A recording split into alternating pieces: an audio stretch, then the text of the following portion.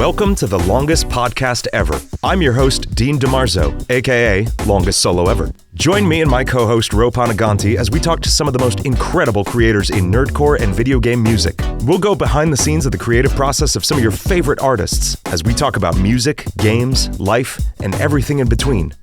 And now for today's guest, Lacey Johnson. Lacey Johnson is a singer, keyboard player, guitarist, music producer, arranger, YouTuber, and streamer who has performed across the country, in addition to being one of the most prolific YouTube creators in the VGM space. She's released 4 full-length albums and hundreds of YouTube videos covering basically all your favorite songs since joining the website in 2017. I've been lucky enough to collab with her on a few times on both of our channels, including my Sonic Frontier song, The End of All Things, where her incredible voice just brought the chorus to a whole new level I could never have imagined. Please welcome the Keytar Queen, Lacey Johnson. Wow, what an introduction. Hello. It's the first introduction I've actually written for this. Wow. I'm so it feels much more put together than the ones I did for Ro or Oreo. Sorry. It's fine. I feel so flattered. That was so beautiful. Hello, people of the internet, the world. This is fun because I feel like, I think I've gotten to talk to you in a podcast format at least once in my mind. Yeah. And likewise, I think you and I have done at least 3 or 4 songs together and then appeared in. So, like, we've crossed paths since. Oh, yeah. I've been through both of your channels and I saw you both cropping up in there. Yeah. We've done, like, Frozen and Hamilton and some other little stuff, I'm sure. Yeah. I like that that's not remotely representative of what any of us here do. Well, I would. And our collabs are like Frozen, Hamilton. Lacey, you and I did a Taylor Swift song. I was going to say, we did Taylor Swift. Like, what that feels more like something I would expect, which is kind of nice. It is good. It was a great cover. So what I'm hearing is that all of us at least need to work on some more video game music together. Yes, maybe a little bit. Game. Maybe a little bit. Yeah, maybe you can suggest me something to start with. Okay. I'll think on that. I got lots in the oven right now, so I could definitely put you on something. When does anyone not? But especially you, Lacey. Do it. Yeah. You put out, what did you say, 20-something videos last year? 26. 26? Perfect. How many shows did you play last year, too?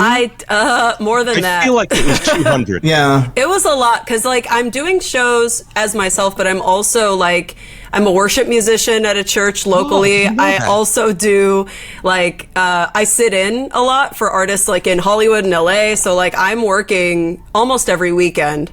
But it's like, it was a lot. I will not recommend anyone do as many shows as I did last year. Listen, because, like, it's expensive too. And that's, like, the reality that I think a lot of people don't talk about is, like, I don't have a label funding me.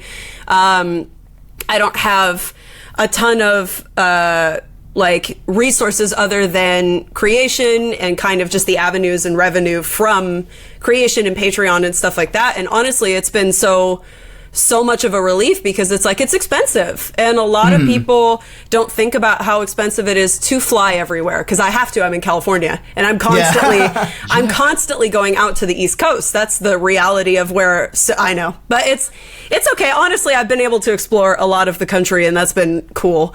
But it's like, a lot of the time you have to try and balance, what you're spending versus what you're making, what kind of connections, what networking. And it's been great. And I've networked a lot. But yeah, it's glamorous on paper, but when you actually sit down, it's like, So, you actually shared a lot of this in Game Grooves Discord because that was a common question. Yeah. I'd like to think early in this year. And it was, not only was it like super helpful, but as you're kind of like, sharing, it's not just like this, oh my God, go here and magically like play your songs and come back home. It doesn't work like that. Yeah, and a lot of people, including myself, like idealized it for so long until we started. So Dean and I, obviously, like we knew we wanted to talk to you about live. And what's one of the things I think to start that you think people don't get about playing live, like challenges or things you should know before you dive into even a little bit of what you do? It's a lot of time by yourself. And I think that's something that a lot of people don't think about. I have been really lucky to bring Peter with me, my partner, but like Not on everything. Most of the traveling I did this last year was by myself. So it's like, that is a whole separate can of worms, knowing how to travel with music gear, which is a whole separate... I can't even imagine. My God, the Keytar alone. So this is a fun story I like to share because this is the world we live in. So at every airport, and I have TSA pre-check, get TSA pre-check. Yep. Do it. Easily. Do it. So I already have that kind of clearance, but it's like every single airport I go to, my Keytar is the case is almost 6 feet long. So, and it weighs like 40 something pounds. So, everywhere I go, I'm asked, is that a firearm? I constantly have to be like, no, I'm just a nerdy musician. And so I open it up and they're like, oh, okay. But you need to spray paint on the side of it like this is a piano. Look, if I could show you guys, it's over across the room, but like I've literally covered it from surface to surface in nerdy, stupid stickers with just tons of little like characters all over it. And still people are like, ma'am, is that loaded? I'm like, it's not a gun, I swear. But the best part, so I was just in Florida. And we went to Oversize. Peter was with me for that one. So we went to Oversize to go get it. And the man directly next to me was picking up a firearm. So the gal handed him the gun and me the Keytar. But we kind of exchanged like a no. You have your life, I have mine. But anyway, so it's a lot of time on the road. It's knowing how to travel and being comfortable traveling and talking to people you don't know and kind of problem solving and being logistical with people you don't know. That's a skill that I think a lot of people don't naturally have. Because I have had to I run my own merch table. I run the reader. I do all of that by myself. In addition to like going up and playing, a 45 to an hour set. And it's like immediately after that, I'm drenched in sweat and I'm like running over and I'm running a merch table. It's like, it's something that is tricky because financially to have more than one person is such a big expense. And it's wonderful, of course. And I'm always so happy when Peter can join me for any of these shows because he knows all my tech too. So we'll just divide and conquer and it's great. But if you're a solo artist and you want to do all of this kind of stuff yourself, don't do it as much as I did. But you have to be able to kind of like step outside yourself and plan and really problem solve. And I have a relatively easy setup. I'm just all direct boxes. It's just me. I can't imagine, especially drummers, because I've been in projects with drummers and it's like, it's 12 mics for a kit. And like, that's if you're, it's a if very you have a soundboard difficult for commitment. It's difficult. Well, even with like amps and stuff too, because I used to be on amps and then I went, no, not anymore. Just because logistically you can't travel with an amp and you can't count on what someone might have.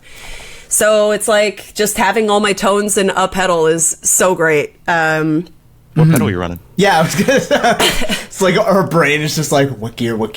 I am working with the Helix. The little guy, the little Helix. The Stomp one? It's Stomp? Great, dude. That HX Stomp is so great. Very good. Yeah, I've been running that. I do want to eventually go to Quad Cortex because I already work in Neural DSP. I love it. I just got one and I love it. No one's getting the fractals and they've been around for like 15 years now. Yeah. It's okay. You'll save money.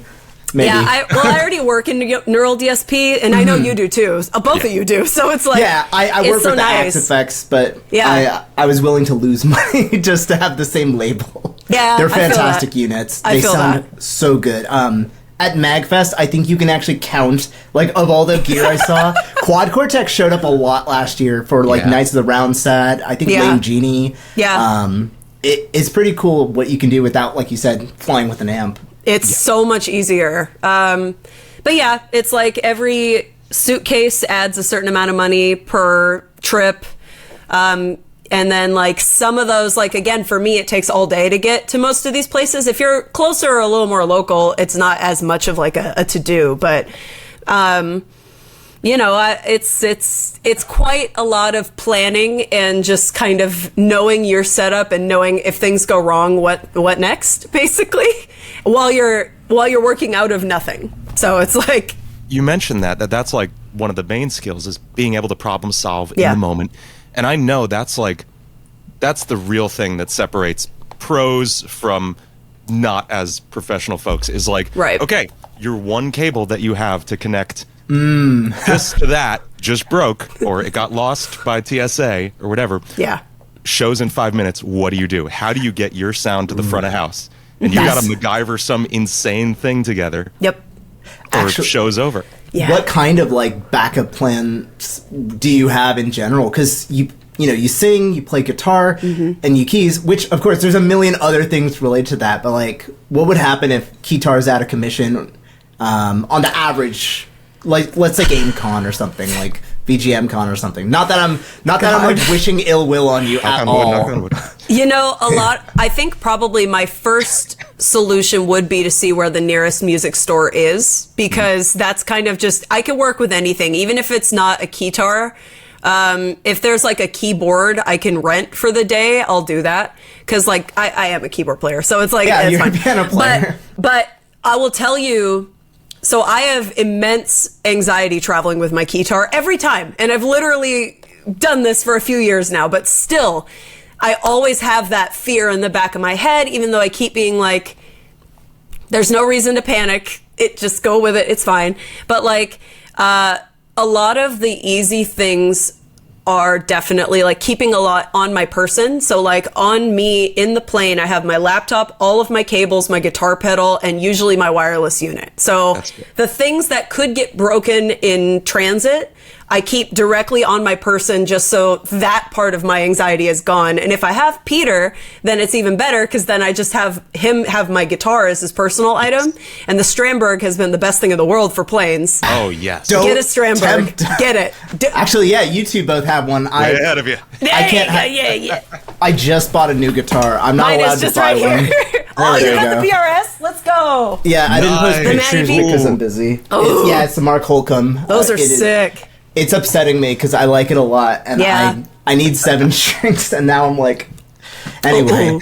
But yeah, like there's tricks you learn to kind of like make yourself feel better, because at the end of the day, it is what it is, and things happen.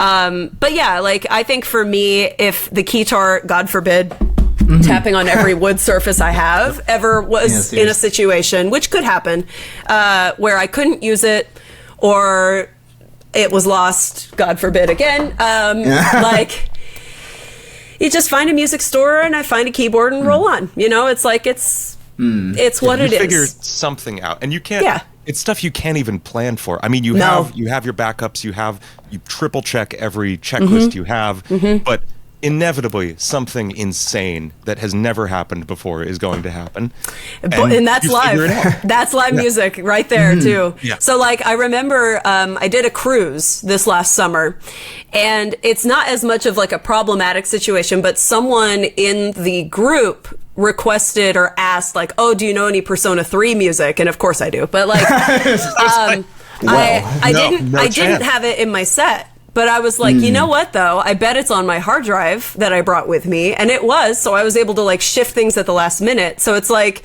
it happens sometimes where, at the conventions that we're at, there is leeway to be a little more creative and spontaneous. But like having options, having backups of backups, it just makes it all easier if things were to go amiss.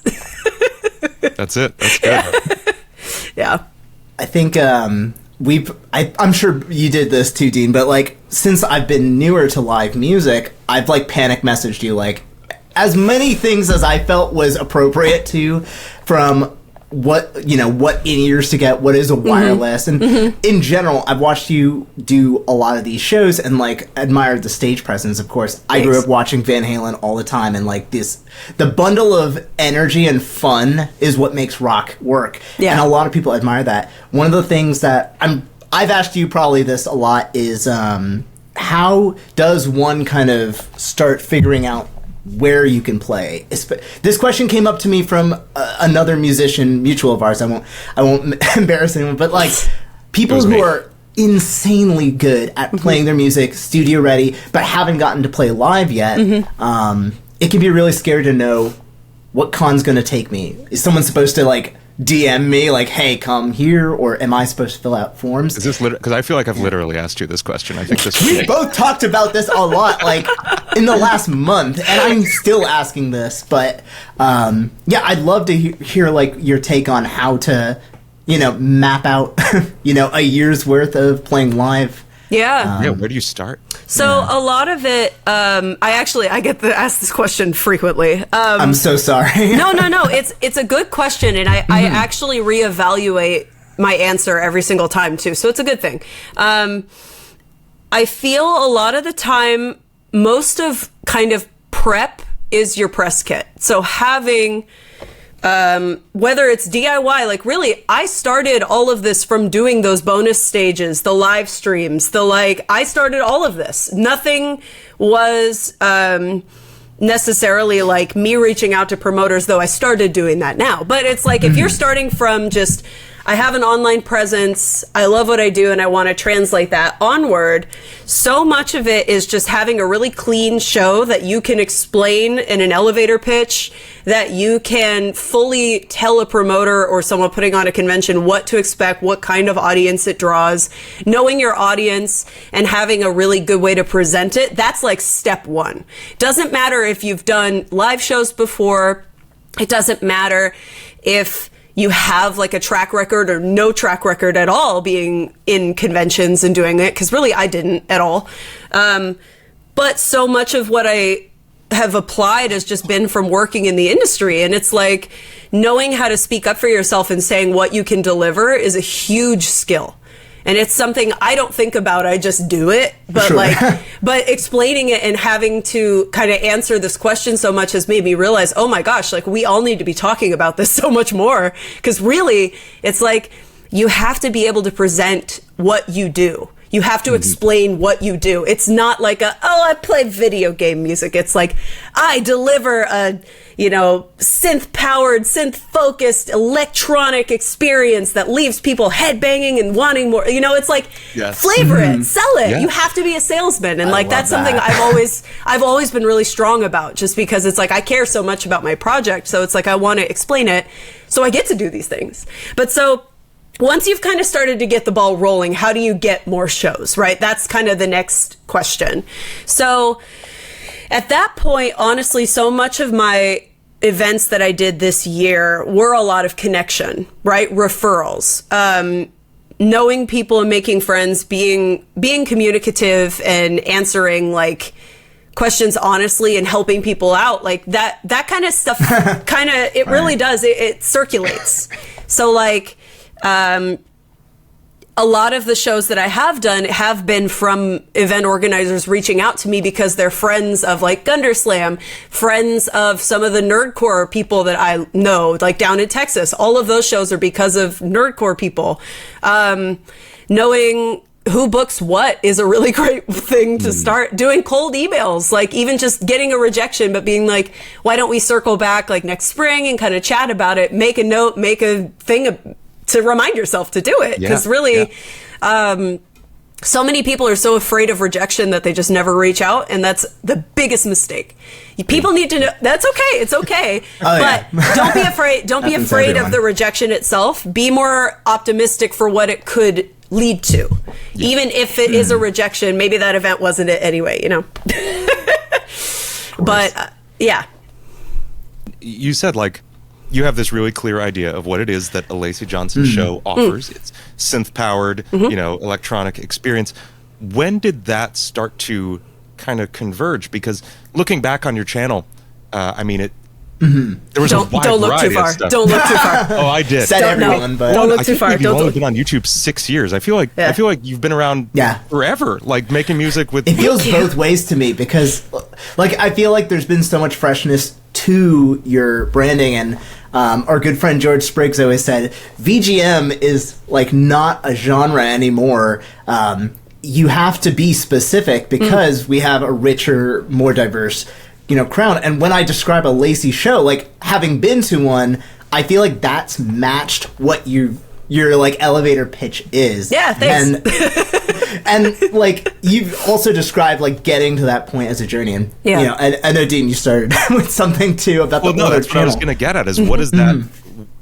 was that journey was that a conscious effort to like get to that point of defining this specific way, or did it just kind of happen by accident? At what point did intention start to come in? Because it's clear there's a lot of intention there. Yeah. I think so much of it, honestly, is listening to my audience and seeing what people want.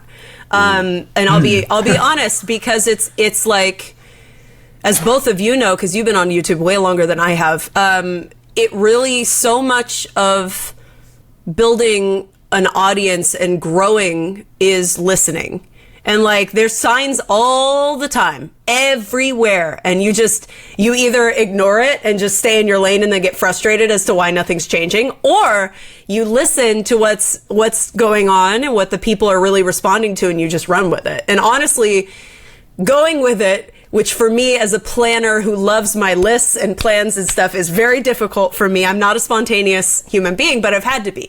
And so like, so much of kind of how everything has evolved was I noticed a lot of people really liked when I started singing in my videos, because I didn't do that for a long time because I was surprised. Yeah, a lot of people really like it. I actually think it was Portal 2. Oh yeah. I think that was the first cover I saw where you sang. I don't know if that's the first one. It was one of the first ones. Mashup, right?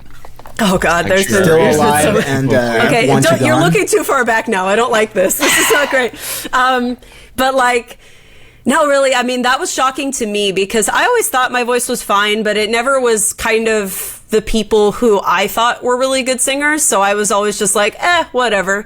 But who are those people? Can I ask? Yeah, like early influence singer kind of folks, or YouTube peers. Or... it's just, I never was like a riffy singer. I was always more of a gritty singer. I always wanted my voice to be cuter and feminine and like prettier, if you will. Interesting. But that's just that it's constantly like the fate of an alto, just my whole life. I'm never a soprano. I'm never like a mezzo. So it's just, I'm constantly trying to do songs that I can't do or shouldn't do, whatever. Bass here, I know the feeling. Yeah. So it's like, I think realizing that people enjoyed that I was doing feminine rock vocals while still like being aggressive and hard was kind of like, okay, because that very much is resonant with me and kind of the musicians that I love. Like Hayley Williams is one of my heroes. The first one that came to mind. I have met Hayley, and she is. I held her hand and I cried because I loved her so much. Oh my God. Yeah, That's she actually amazing. Paramore. I met Paramore in 2014, maybe a little earlier than that, and they signed my vinyl of Brand New Eyes. I still have it. Oh my God, that's amazing. But like, Hayley was and still is such an icon to me, and she's really like been such a great reminder of not staying in one box just as a rock vocalist, because she can do so much.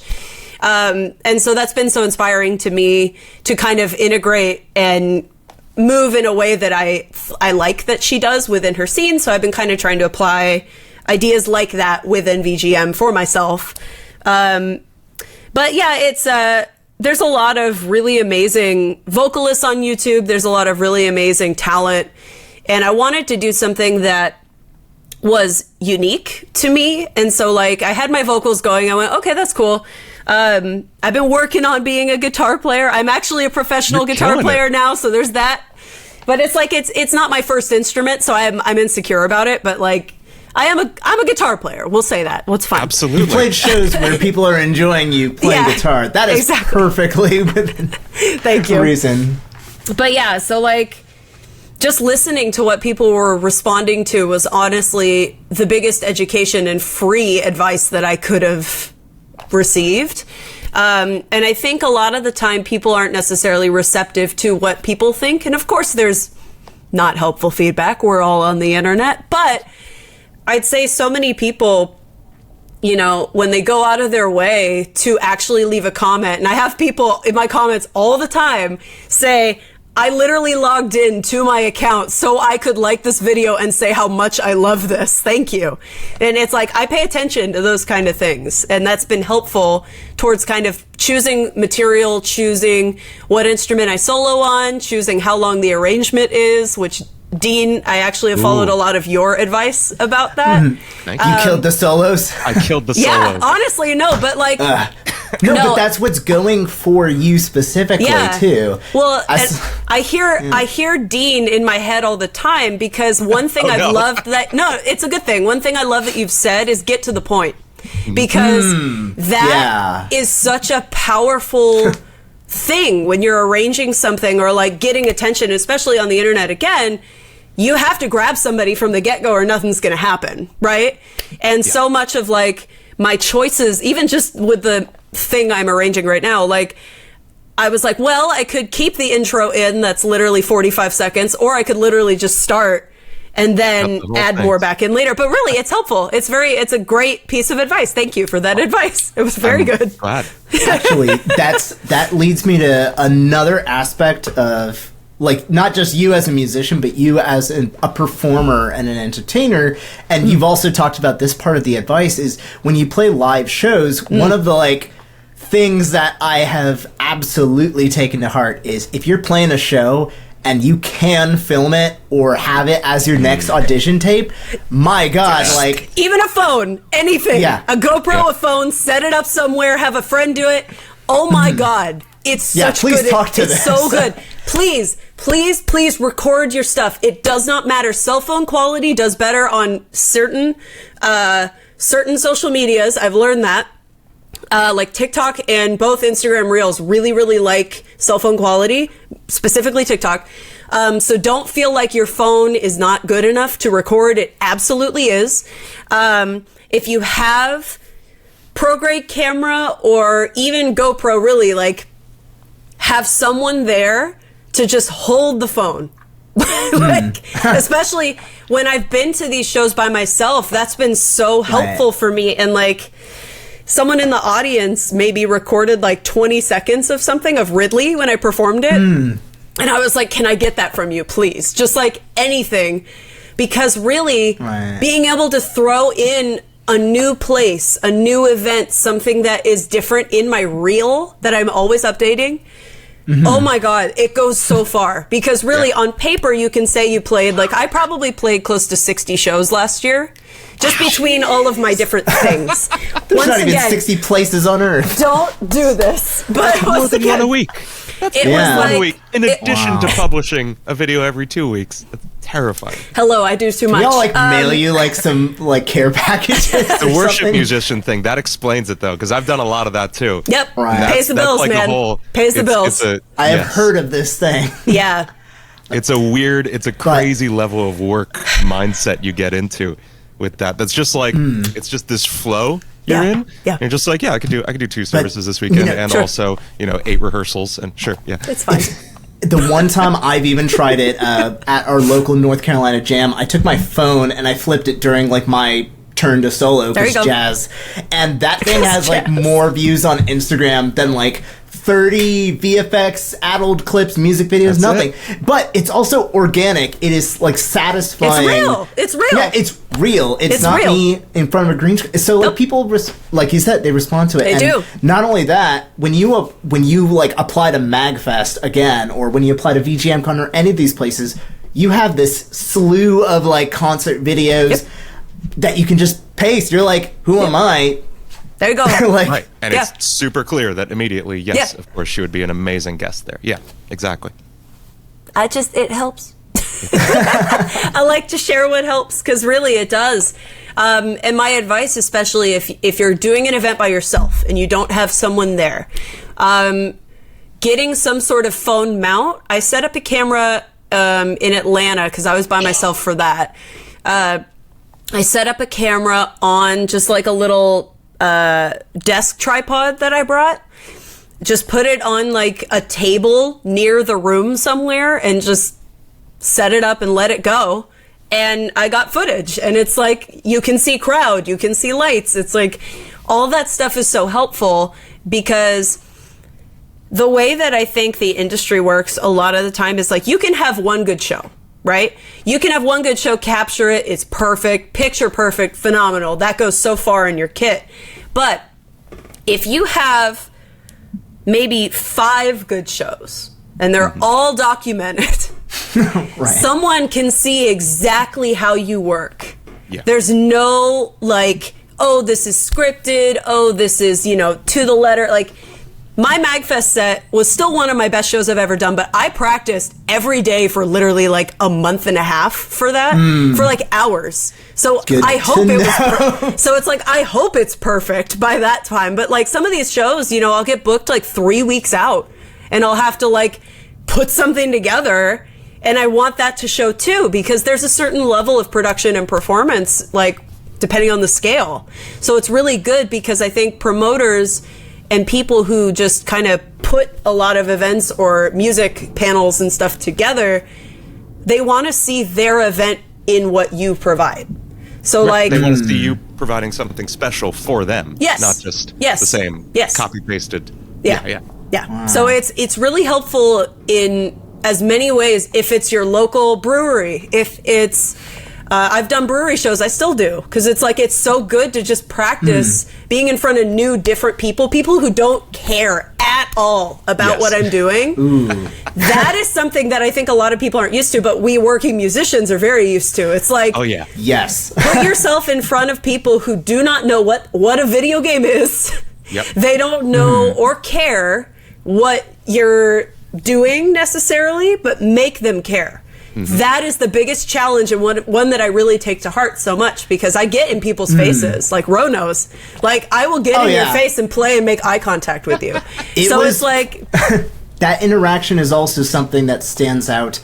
Like, in general, like, I will remember your shows because you brought a very distinct Lacey kind of flavor to it and interaction, whereas... when I go to a show where, like, the band isn't really as excited or... Right. I could not tell you any, like, special moments, but you also brought up something really important that I think we have to talk. We three have all played live now, and we've also played, like, on streams or played games on stream. Like, we're used to this. A lot of people, we're forgetting, have never stood in front of a crowd. Yeah. It's true. All. It's true. For most people, the music experience now is, at home in their bedroom. It's not down at the local, whatever dive bar everyone plays at in town. That doesn't exist for most people anymore, and that sucks. Yeah. Like, what, consciously, or maybe it doesn't happen, like, do you think about when you're playing live in terms of just, like, show jitters and, like, getting used to this audience and, the things that you're probably able to take for granted a little bit now that, you've done this 60 times in a year kind of level? Okay. So let's see. My priority, and something that always brings me a lot of comfort when I'm doing shows, is looking at who's there. Because really for me, it's such a personal and individual experience that, like, I love kind of just looking at whose eyeballs am I looking at in the crowd. Like, I've been to some shows that are absolutely, like, technically perfect, gorgeous, like, to the minute, perfect production shows. And I'm so bored because it's so perfect. There's nothing unique about what happened. And so for me, I really want to be sure I'm looking these people in the eye. Like I mentioned, it's like making that connection, being like, hi, I see you. Thank you for being here. Smiling at people. It's like, even though I do like my heavy metal tough stuff, it's like I still, like, I can't help but smile just because I'm so present, and it's one of my favorite feelings, because it's like this music has been so inspiring and so what's the word I'm looking for? Just like joyful. You got a connection to it. Yes. Yeah. And it brings me such joy and, reason for being, and just making me feel like I'm doing something, and for anyone to enjoy it, I think, is my biggest priority, just because if I can see someone's really enjoying it, or even taking their phone out to record it, I'm like, damn, that's awesome. What a compliment. Thank you. And like, I don't really get very nervous ever. I'm more excited, but I always, like, I'm a teacher as well. So I tell my students, it's actually a really good thing to be nervous. If you're, like, very, very nervous, that means that you care, because it's true. And, like, think about how few things we actually care about in the world. Like, it's unfortunately a small list, right? Because it has to be. We can't care about every single thing in the world, or we just like collapse. And I'm a particularly empathetic person. So like for me, I really want to be sure that I talk to every single person who came to see my show. I thank them for being there. I, try and connect to when my next thing is, if they want to come. And I remember people. I really work hard to like learn that person's name, sign whatever they want, like be there for them in a way that I think is lost a lot just with just being on the internet or just having kind of a virtual music career.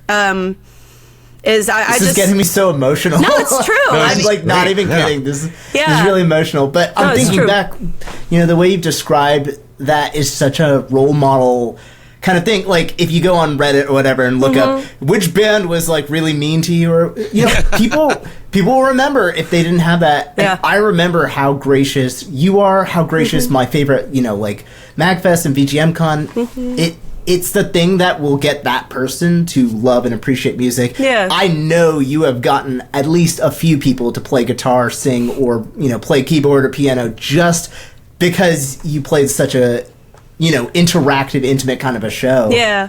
I had a man come up to me in Milwaukee, and he told me, and it made me cry. He told me that he showed, what video was it? I think it was my Escape from the City video to his young daughter. He has 2 little girls, and they begged for guitar lessons after they watched that. And it's, no, we're not going to cry right now. I thought about this before the interview. No. But it's just like, it's so important for me I because knew we were going to do this. I'm such an advocate for, especially just from my own experience, there's not enough women. There's not enough women who are doing this. There's not enough girls who are doing this. And I genuinely feel so many of us feel like there isn't a place.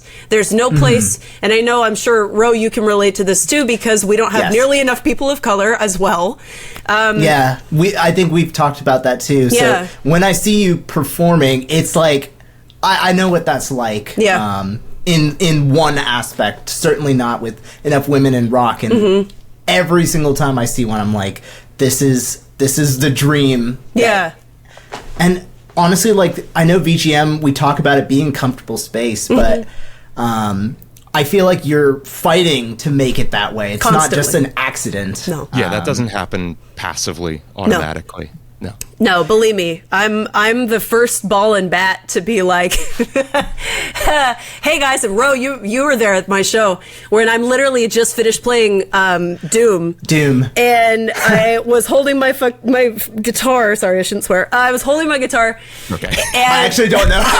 We haven't decided that yet, but that seems okay for the first one. Well, don't worry about it. Scratch that. But I was holding my guitar, and there was that little girl in the audience in the front row. Dean, that's right. Dean, there was a little girl, probably maybe 5 or 6 years old. Like, she was so little. So cute. And the whole time she was the front row, and she was thrashing her little body around to what I was doing. So awesome. And it was great because I took a moment after that, because I played from Doom Eternal. The things that should not be. That's not the name of it. It sounds like that. The hurt that finds you most. Oh my god, these are something. The only thing that fears you. Oh man, thank you. So I just named like too much sugar. I played that, which is super heavy, and I love that track. And I took a moment to be like, yeah, see guys, girls can rock too. Like, we can play heavy metal too. It's fine. And it was great because people screamed and applauded at that, and I was like, let's take that all to heart, shall we? Like, let's make more welcoming spaces for women to do this kind of stuff, because it's great. And I think if anything else, this has been such an educational year for, like, there's always a market. People want to rock out. Doesn't matter who's doing it. Especially if you're in a place where you can really connect with your audience and you can defy what box people try to put you in. It's like, it's fun. I love it. I love messing with people. It's great. I think that, like, light comedicness, and I'm trying to, stop being so emotional. I know. Like, every time, you have, meaningful songs that, of course, you connect to the games, but, also the show visuals are funny and silly. Like, I think it's kind of nice that Yeah. You know, you're not just breaking the stereotype of like how many bands out there are just a bunch of dudes, but also like you can go to a metal show and, you know, you can laugh at really funny visuals and jokes. You can have fun with it. Yeah. You're with your friends. Like, I was standing next to Eric Esparza and like we're jamming out and stuff. And of course I was also taking pictures. So I'm like getting all excited by like the lighting, and you always have like just killer costuming. And thank you. It's an experience. And that even goes back to what you said, like elevator pitch. This is what you're getting. And it's nothing like you get anywhere else. Yeah. It's uniquely you. Yeah. Thanks, Ro. That's it. Thanks, buddy. Wholesome podcast. It's true. And again, in 15 years, when that little girl is playing VGM Con and throwing down on like a 12-string, like whatever futuristic crazy machine, you know, like What kind of guitar inflation are you anticipating over the next decade? Look, okay, my running joke is there's going to be no more cows. There's no more cows, and we're minimum like 10-string guitars. And there will be more women and people of color in VGM. Wow. To balance it out. But there will be no more burgers. Wow. Rose future for you. What a depiction of society as we know it. I love to see it. No, but it's great too, because like for me, the Keytar especially has, I think, changed a lot of people's opinions over what keyboards can do, right? Because like I have so many people come up to me and be like, what the heck is that instrument? And I'm like, it's a Keytar, of course, you know, just trying to make it like, don't you know? That is such a strong, like, branding element for you. It is. You are, I mean, I said in the intro, you're the Keytar Queen, and that is like such a striking at a moment's notice, like, oh, that's Lacey Johnson. Yeah, I tried. I've worked very hard to make that my branding. Have there been like other guitarists that like came to mind first, or was it just that you're already, you know, a great piano player and you've shown off like traditional piano, but this thing translates and you can move and, you know, like, you know, the real backstory is that I love the 80s. I'm a big fan of the 80s, and like I've seen Stevie Wonder play one, and I was like, what is that? That's incredible. But just like the fact that it made me more portable, because I've always loved being such like an aggressive rock guitar player. So like being able to translate so much of what I already do on the guitar, but on an instrument where I literally just don't even have to worry about it. Like I just play. It's perfect. It's just such an easy thing for me. And like, I really love to say this just because I think people misunderstand what a commitment this instrument is. Like, we talked about the travel, but it's huge. It's a big instrument, and it's not easy to just flip around and throw around and stuff. Like, it's something I genuinely have to practice with because. How many keys? 61? 49. 49, even 49. Wow. I mean, it's 49, and then the edge of it itself, like the hand part that you grip with all the modulation bars, is probably another foot or two. Oh my gosh. Wow. So it's like, imagine that.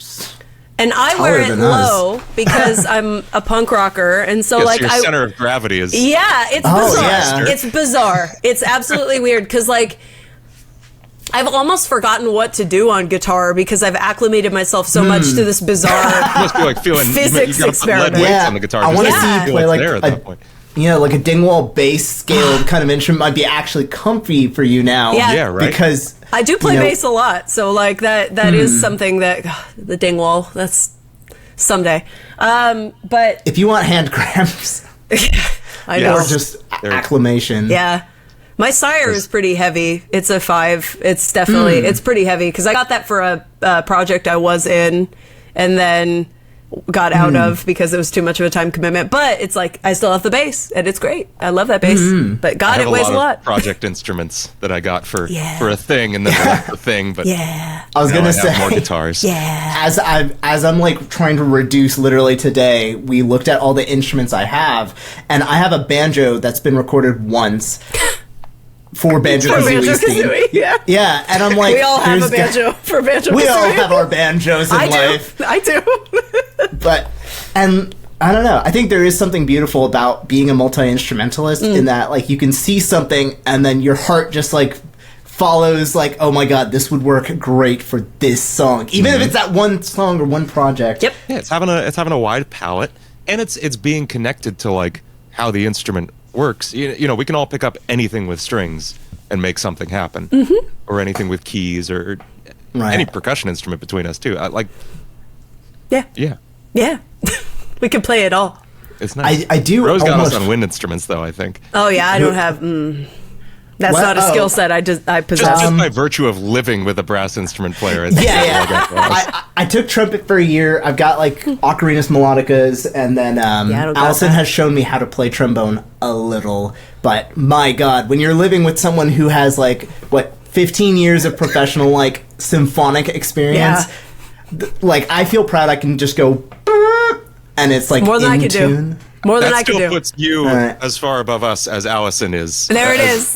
How you feel about her is how we feel about your past experience.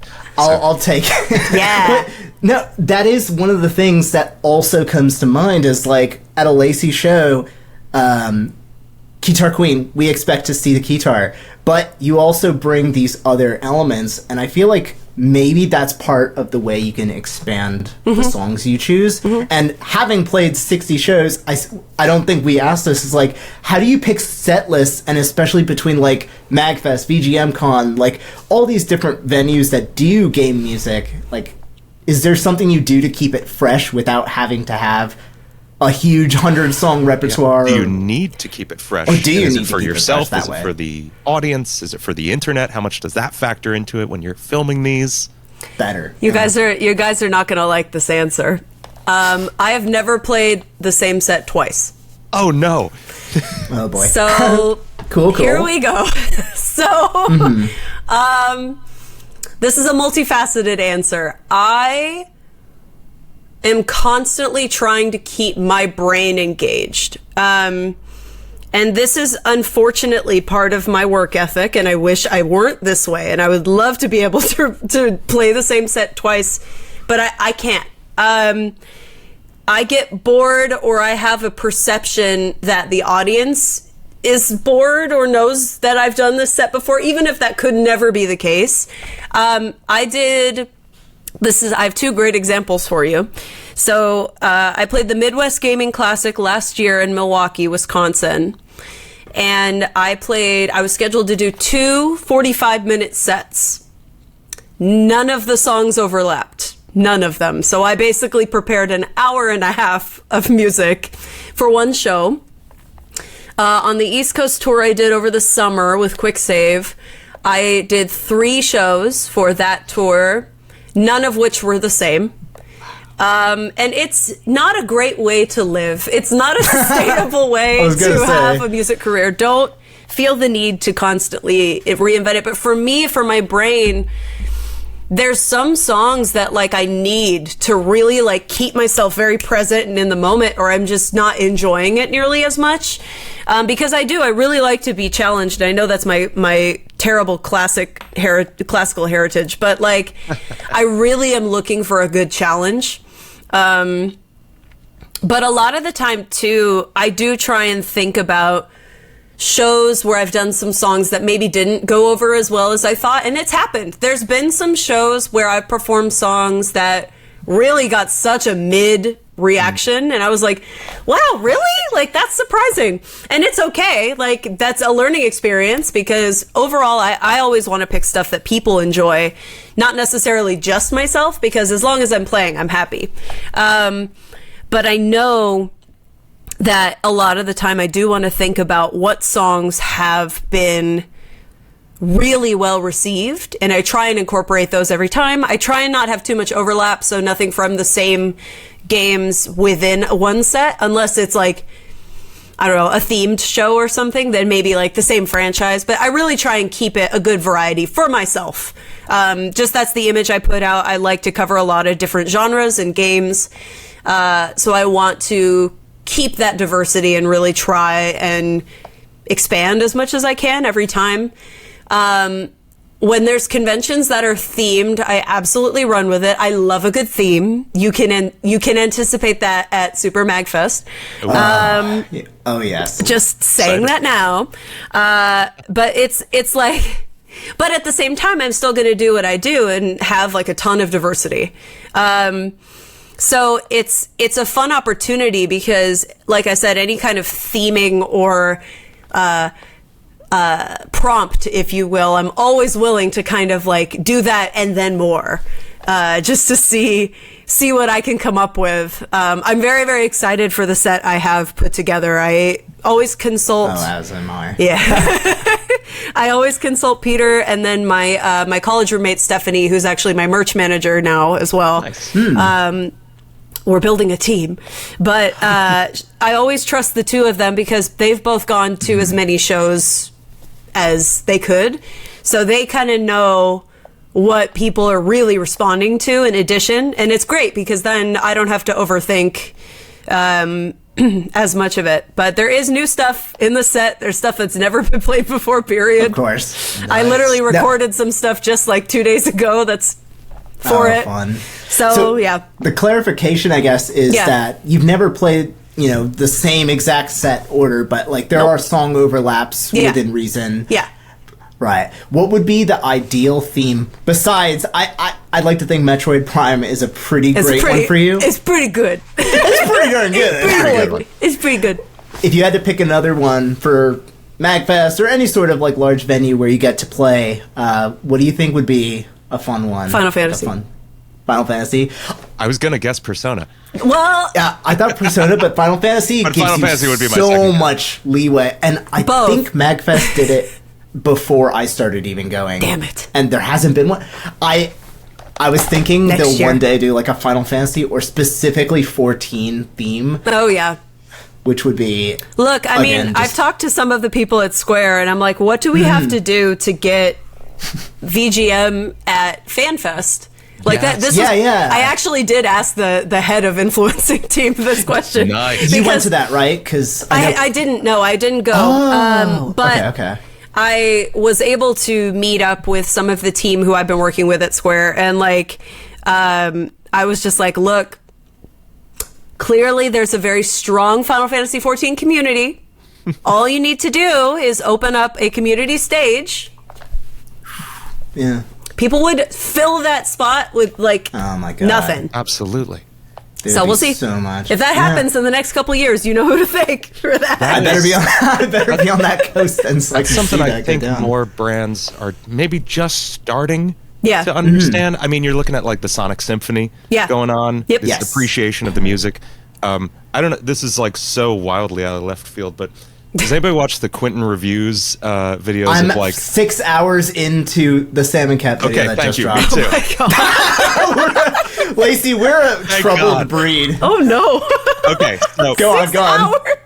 This guy he drops like one video a year, and it's like a 12-hour review of some, Nickelodeon show that we probably haven't even watched. But he was talking about in this past one that Matt Bennett, who played an actor on Victorious, now DJs touring the country, just playing like Nickelodeon TV show themes. And damn, what a dream! Right? Wow. And you have like stuff like Emo Night also. Of course. I don't want to say nostalgia. No, like you can. That feels like it cheapens it, but it's appreciation for these things. It's like very unironic appreciation for these things we grew up with. That I just think brands could capitalize on so easily. Yeah. Because really, a lot of the time, even when I did TwitchCon for Genshin, it really was such a low energy ask, other than just the logistical parts that we had to figure out, but we did. They just wanted me to perform fan songs, not even stuff from the OST, just like their official MiHoYo like catalog. They just wanted me to do that. They had no problem sending me tracks and just said, hey, perform to this. Like, I went, okay. And I think I know they're one of the companies that is starting to create more pop-ups, and I know Jack and Jules just did that as well. Arch Echo was in the video I saw. Yeah. Arch Echo? Commissioned performances. Cool. Yeah. So, I mean, they're like, it's happening. I feel like it's definitely the beginning of this relationship, which is so great, and all I've ever wanted really is to work with Square Enix. So this is... Yeah, I was going to say, you already...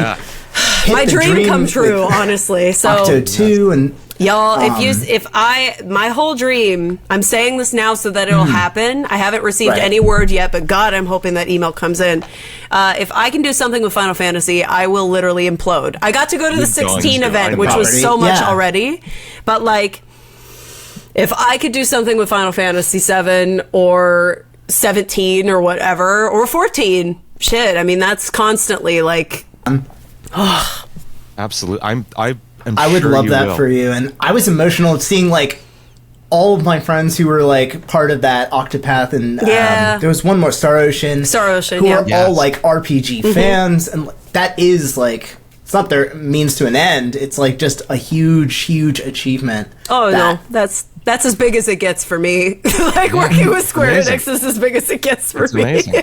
And it really is what I'm learning more and more, especially this past year, is it's all within reach. Yeah. Like, it is not that far off. It feels like it is for the longest time. And then that email comes through. Yeah. And you're there. It's wild. Yeah. And I really feel like so much of it too is just creating authentically and just doing stuff that really like aligns with you. Because I think as I've worked with different brands and had partnerships, like so many people and so many brands are literally just seeking for connection, for someone or something to really align with someone's audience, and then just create organic customers or organic audiences, organic listeners. Like people just want to have that real connection any way that they can.